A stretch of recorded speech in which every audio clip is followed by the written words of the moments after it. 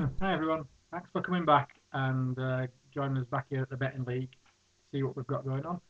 I hope you've come back because of the success we had at Royal Ascot and because of my success overall, which is pretty good even though I say so myself.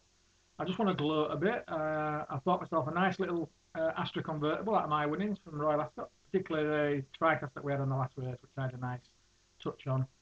So I'm going to be posting some pictures of that on there when I get it on Tuesday. So if you want to have a look at that and see me drooling, you can have a look at that.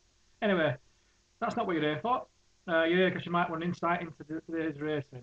First, let's just say this because I know I do well and all that, but I don't win all the time. And please only bet what you can afford. And if you follow me consistently, we do well. But just dipping in and out, it's not always good. So you really need to subscribe for a month for 29.99 and follow me for the month. And as you can see from my figures, we do pretty well. But like I said, don't expect to win every time. Just because we're winning, it doesn't mean we're going to win the next race. But anyway, gloating and lectures over, so let's get out of business. 2:30 Newcastle today, an open-looking race. But if the rain comes down as it's expected to do, and it's raining where I live near in Leeds, and it's going up that way, it's already softened. So they usually split, and a low draw generally is better to have. Singia is consistent, but lots of weight for what he's done. Joanne G's don't think he's good enough to win this, and Yard's out of form. Ginger Ted were given a peach of a ride last time, I thought, and did me a favour actually, but there's more needed from him today, and whether he'll find that, I don't know. Tomby had the cheek pieces put back on his first run for his new stable with them on, and run a lot better. Even though we're back, he didn't actually do what was expected, so I don't think his form's particularly good enough. And he has a high draw again, which, if the split, is not using their favour. Arganil is out of form, but cheek pieces are back on today, and he's run some of his best races with them on and on today's going. So it's worth keeping an eye on the going, on the betting, and see how he's doing in the betting, and it might be worth a saver. Roker Place has form to win this, but again, draw and the going after the big negatives for me. Marvellous Value is another in good form, but the going's got to be another worry with him as well.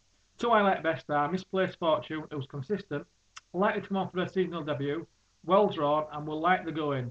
And if young lass who rides her, only in a third ride I think it is, can get the best out of her, she might sneak a place at a big price. And then there's Clinch, who if everyone saw the other day when he won it, it was a pretty facile victory, and he's in top form. So and you would have to been impressed. But there's not a selection today. There's too many ifs and buts. But that's just my thoughts on that race. Right, 3:05 at Newcastle again. Just the sort of race I like. Lots of runners, strongly run race, plenty of them in form, and plenty that's got form of at distance, and one or two improving ones. Overturn is one of my favourite horses, if not my favourite horse. But today, too many negatives. Going's got to be a doubt. He's got a lot of weight, and he never seems to run well on softer going. And maybe that's just me, but I don't think he's as good on softer going. But he's drawn well. And the other worry is, with no disrespect meant, is that Henry Buck is a conditional jump jockey, and he might get outridden by the more experienced flat riders. I know he's worth a claim over the jumps, but on the flat, it's a different ball game. And even though he's drawn to get a good lead, I think there'll be one or two others in race taking him on, and he might just get outridden by the more experienced riders. Harleston Time, I don't think he's good enough, really. I don't think the races won and running have been up to the same level as these, and he needs to improve. And he needs to prove he can stay the extra 4 furlongs in what's likely to be a strongly run race. Simonon hasn't looked like a candidate for a step-up trip. A downturning trip for me, if anything, but so not for me. Activate, I don't think he likes soft going, and he'll have a job on to confirm with some of the other runners in the race. The race he did win on the soft going was a pretty soft race, and most of these runners here would have won. And I just don't think he's good enough. The four to concentrate on, I think, are Moyen Corniche, but he loses a bit too much ground hanging, and in a race like this, you need everything in your favour, and if he loses half a length hanging, it just might cost him the race. I Can Dream is one I like, badly drawn, but because he's a hold-up runner, I don't think the draw's such a big negative as it would be, and it's a big price. Investissement could improve for the soft going again. You don't know how good he's been improved since coming over from the French stables to Gotham's Yard. Dover Flyer looks like he's been ready for this race. They backed him last year. He came fourth. Yeah, what a looking running. and they look like they've gone along the same lines as they have this year. It was unlucky in running last time. Strong gallop will suit. I'm just not sure if it's quite good enough. So there's no selection because there's too many doubts about them. There's no selection. I would like to go selection, but there's not really anything to be confident of in that race. 340 at Newcastle. Man of Action's got blinkers on for the first time, which is an unusual thing for Sahara stable. They don't usually do it unless they think they're needed. And obviously with this horse, it does look like it's needed. Bray Hill looks to be the stable second string. Mass Rally, not been in the same form since moved stables, so best watch for now.